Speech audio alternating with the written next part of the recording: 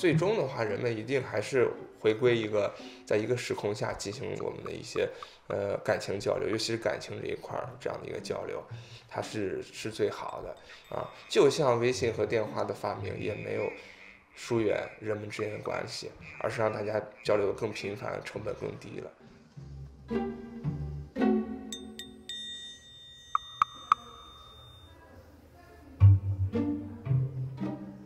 我觉得，没有必要吧。越亲越上瘾吧，我觉得。而且这都很尴尬，亲什么都行啊，不一定非得亲这个东西吧。